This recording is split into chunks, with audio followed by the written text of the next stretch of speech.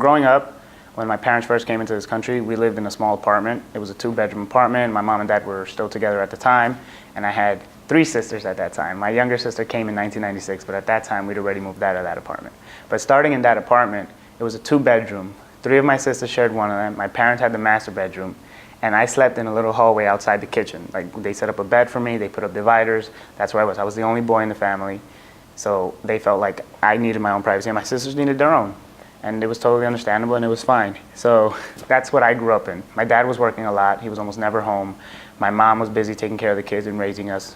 So at the time, that's what I was accustomed to. I was very close to my mom. I would rarely leave her side. I think my sisters would love to tell you stories about how I was basically always attached at her hip.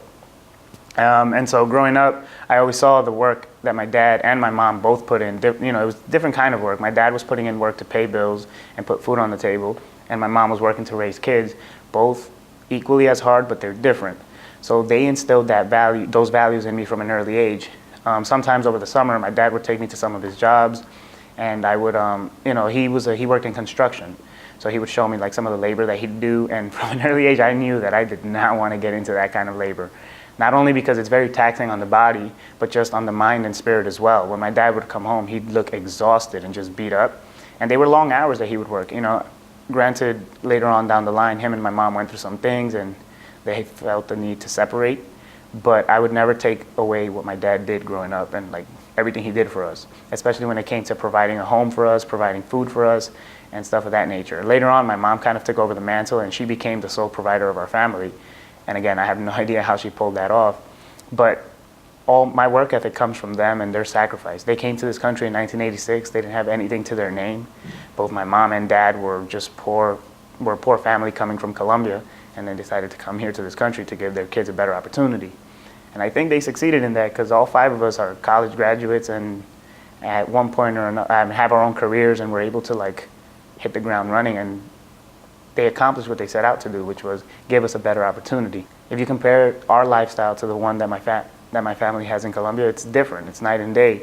Whereas they're successful in their own right, you can't compare the opportunities that we have here to the ones they have there.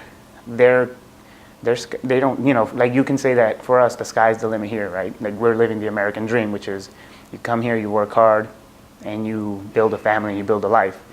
Whereas in Colombia, you're kind of limited by opportunity. Sometimes you can't even go to school past a certain grade because you can't afford it.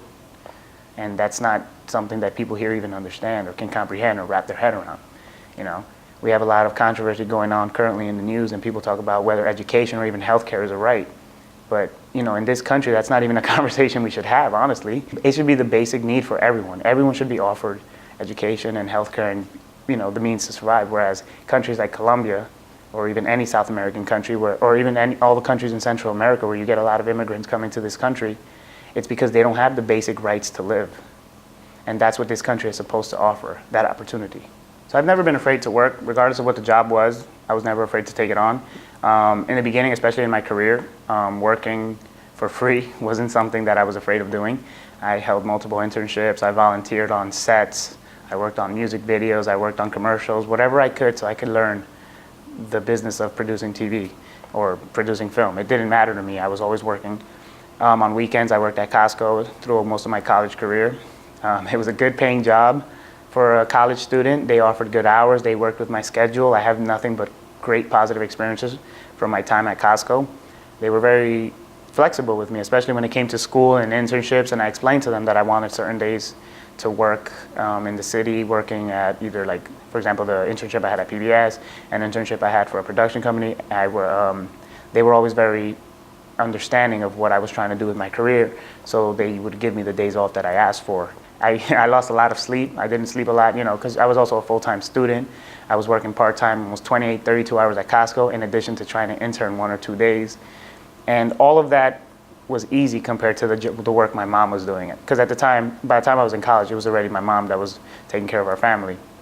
So all that was insignificant considering that she was working 7 days a week. She was waking up every day at 5:30 in the morning, going to sleep at 12, 1 o'clock. So she was getting 4 hours of sleep. So me getting 5 hours or even 3.5 hours was nothing because my mom is 30 years older than me. So if she can do it, if she has the spirit to do it, what am I going to complain about when I'm 30 years younger, I'm stronger, I'm healthier. I definitely didn't have the childhood she had. My mom and dad both grew up in an environment where they had to like perform arduous manual labor on either a farm or at home, or like figure out ways to make ends meet.